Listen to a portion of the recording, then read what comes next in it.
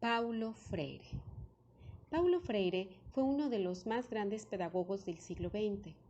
Nació en Recife, Brasil, en 1921 y desde muy pequeño conoció la realidad del pueblo brasileño, donde las clases rurales vivían en condiciones denigrantes y de opresión, marginadas del proceso social, político y económico y sin derecho a participar en las decisiones importantes del país.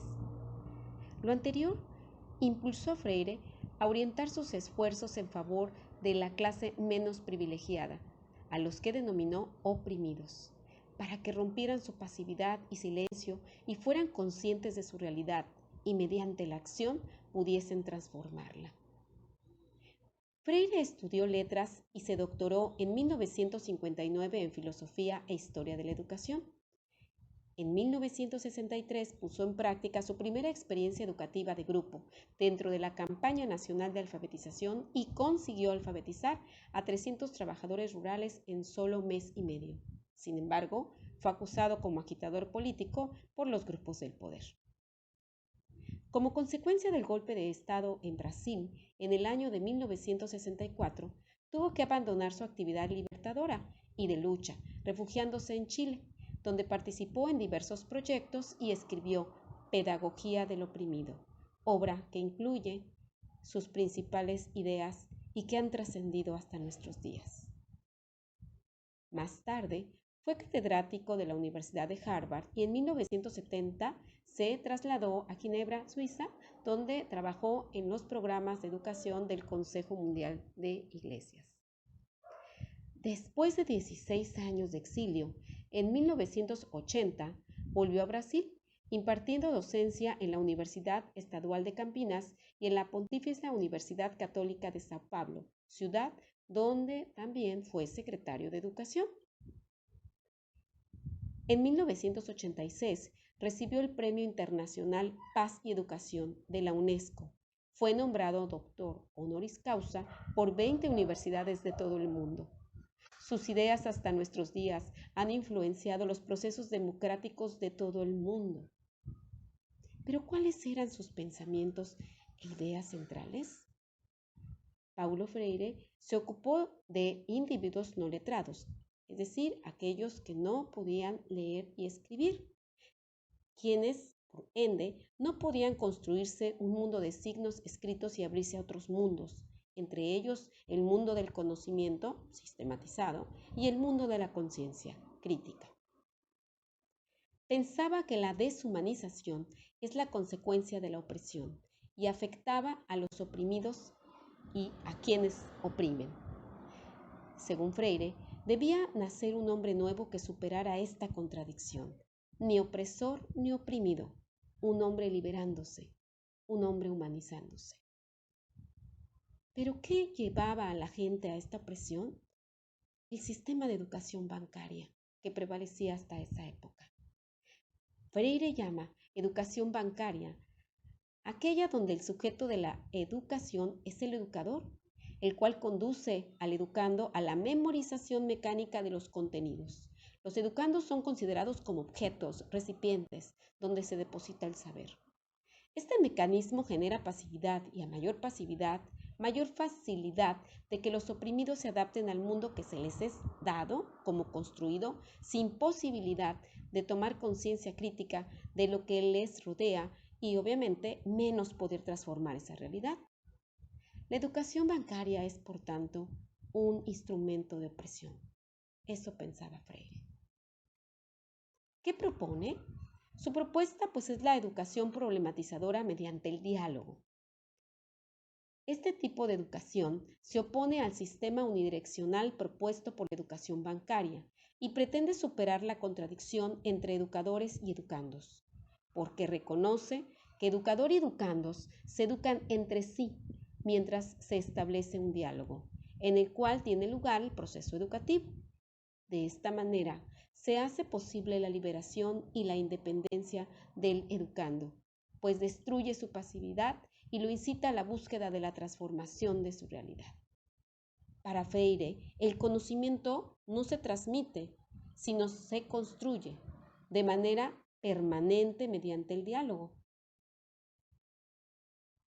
¿Por qué es tan importante la dialogicidad para la educación como práctica de la libertad?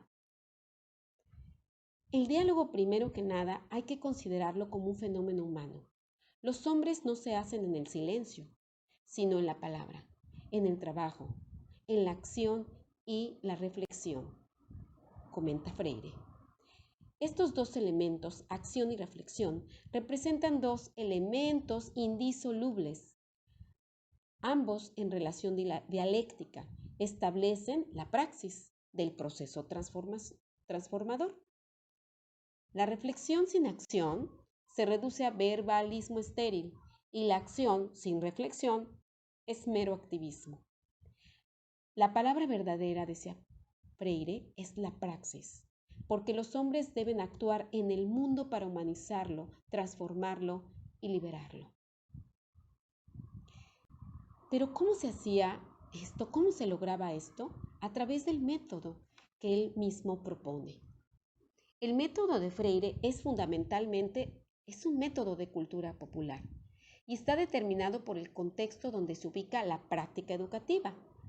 No se puede, por lo tanto, no puede ser ni rígido ni universal.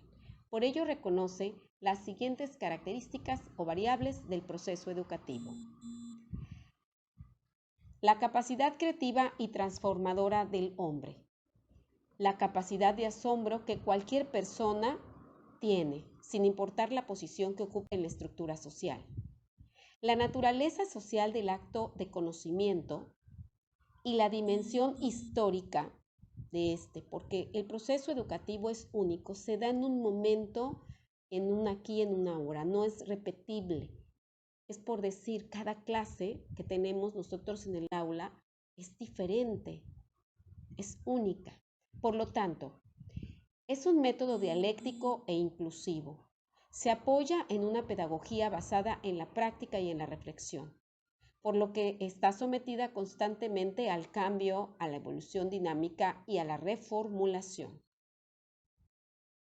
En el caso de las clases para alfabetización, las lecciones para los adultos se organizaban a partir de palabras generadoras, por medio de diapositivas, papeletas, fotografías, dibujos, carteles que generaban diálogo. Por ejemplo, en Brasil, podía comenzarse con la palabra generadora tijolo, que significa ladrillo, a partir de una imagen o fotografía de un ladrillo.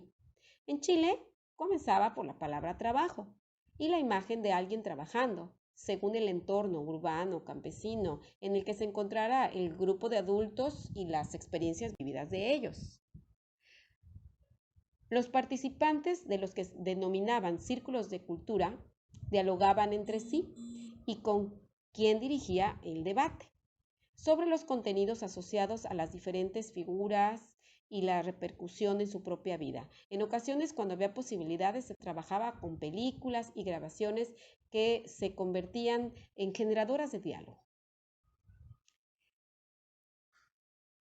Las fases de este método de alfabetización básicamente son 5.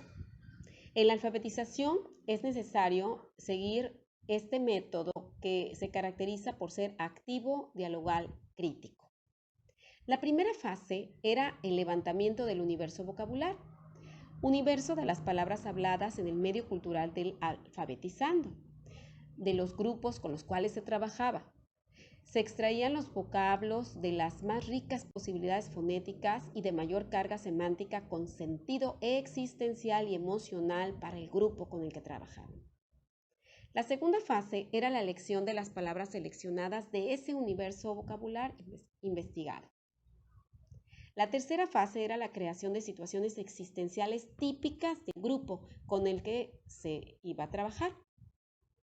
Las palabras utilizadas reciben el nombre de generadores, ya que a través de la combinación de sus elementos básicos propician la formación de otras nuevas palabras.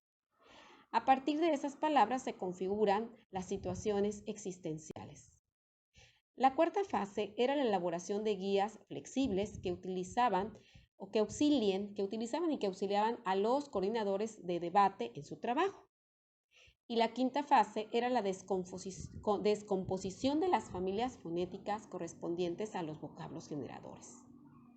Imagínense, de los participantes, de uno en uno, estos educandos van todos haciendo palabras nuevas con las posibles combinaciones a su disposición. Este proceso va creando conocimientos de palabras que enriquece la posibilidad de decirse diciendo su mundo. Finalmente, les dejo algunas frases célebres de este maravilloso pedagogo y hombre de lucha humano que me gustaría que reflexionaran.